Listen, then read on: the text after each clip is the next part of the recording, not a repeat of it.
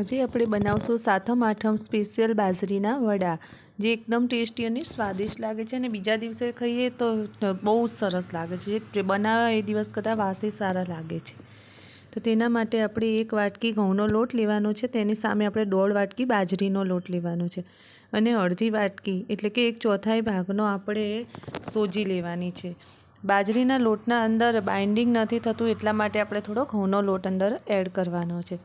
હવે અહીંયા મેં મેથી અને કોથમીરને ધોઈ વોશ કરી સારી રીતે આ રીતે મેં નાખી દીધી છે, અંદર મિક્સ કરી લીધી છે અને 2 લીલા મરચાંને પણ ઝીણા સમારી લીધા છે.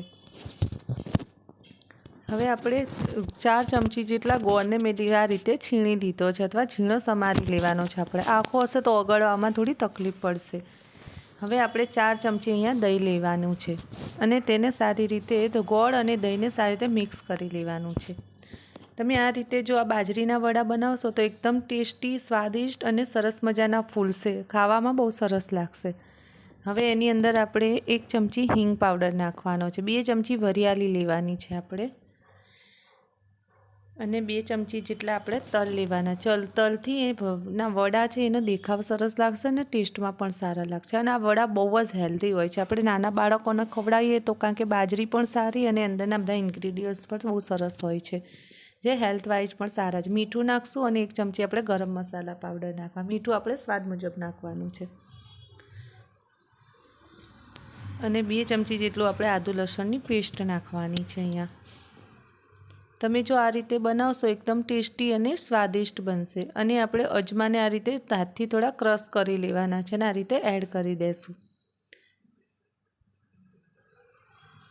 આ રીતે થોડો અધકચરા થઈ જશે આપણે અને બધું સારી રીતે મિક્સ કરી બધા જ ઇન્ગ્રેડિયન્ટ્સ. અને જો આપણી પાસે લીલી મેથી ના હોય તો આપણે કસૂરી મેથી પણ એડ કરી શકીએ છીએ. ઓપ્શનલ છે, લીલી મેથી અથવા કસૂરી મેથી બંનેમાંથી કોઈ બી એડ કરી શકે. હવે આપણે 1/4 ભાગની હળદર નાખવાની છે અને 1 ચમચી લાલ મરચું પાવડર નાખવાનો છે. જો આપણે લાલ મરચું ના નાખવું હોય તો લીલા મરચાં થોડા વધારે એડ કરી દેવાના અને 1 પરી જેટલું આપણે તેલ એડ કરવાનું છે મોણ માટે, કારણ કે મોણ હશે તો આપણા જે વડા બનાવશે એકદમ સોફ્ટ અને સરસ મજાના ક્રિસ્પી પણ બનશે, સોફ્ટ પણ બનશે અને લાંબો સમય સારા રહેશે. હવે એની અંદર નાખી આપણે સરસ મજાનો લોટ બાંધી લેવાનો, જે આપણે અલગ મિક્સ કરવાનો છે. આમ તો આપણે જોઈએ છીએ તો બધું આની અંદર લોટની અંદર જ બધા મિક્સ કરી દેતા હશે, પણ જો આ રીતે તમે અલગથી મિક્સ કરીને એડ કરશો તો એનો ટેસ્ટ બહુ જ મસ્ત આવે છે અને આ વડા જેટલા વાસી થાય છે એટલા વધારે મજા આવે. એટલે સાતમ આઠમ માટે તો એકદમ પરફેક્ટ ડીશ છે. તમે ટેસ્ટ કરજો અને કંઈ બહાર ગયા હોય અઠવાડિયું 10 દિવસ માટે તો પણ આ જો બનાવીને મૂકીએ તો એકદમ આપણે એમને એમ ખાઈએ છીએ પણ તો પણ બહુ સરસ લાગે છે. આ રીતે બધી જ વસ્તુ આપણે લોટની અંદર મિક્સ કરી દઈશું હાથની મદદથી, કારણ કે ઓલરેડી દહીં ને બધું આપણે મોઇશ્ચરવાળી વસ્તુ છે. કોથમીરની અંદર અને મેથીની અંદર પણ મોઇશ્ચર હોય છે, એટલે આ રીતે સારી રીતે મિક્સ કરી દો. અને આપણે મોણ પણ નાખ્યું છે અંદર. જો આપણે થોડું પાણીની જરૂર પડશે, આની અંદર આપણે બહુ પાણીની જરૂર નહીં પડે અને રોટલી કરતાં થોડો કઠણ લોટ રાખવાનો, એકદમ રોટલી જેટલો નરમ પણ નહીં અને બહુ કઠણ પણ નહીં. અને બાજરીના લોટની અંદર બાઇન્ડિંગ નથી હોતું, એટલે આપણે ઘઉંનો લોટ થોડો એડ કર્યો છે અને હવે થોડી સોજી એડ કરી છે, એનાથી ક્રિસ્પીનેસ આવશે. તો આ રીતે આ લોટને તમે જેટલો મસળશો એટલે આપણા વડા સરસ બનશે, એકદમ ફૂલીને દડા જેવા બનશે.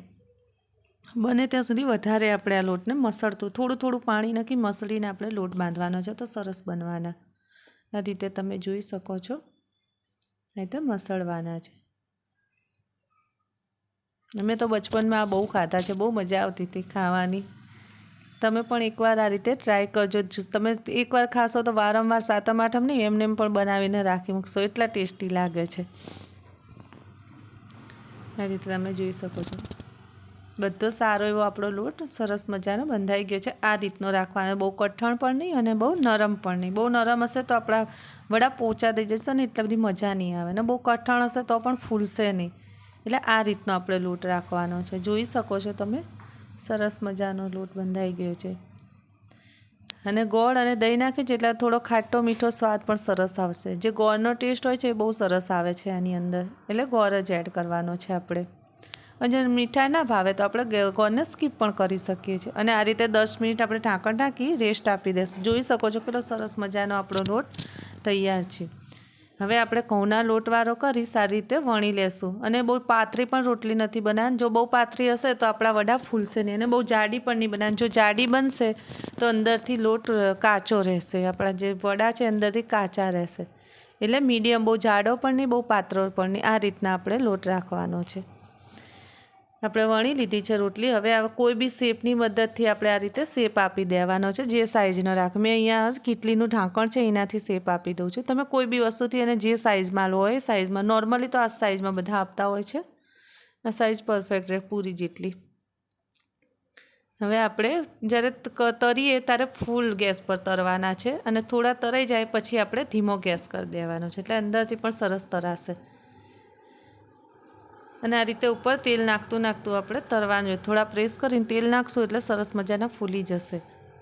આ રીતે આપણે થોડું તેલ નાખીને પ્રેસ કરશું એટલે તરત ફૂલી જશે આપણા.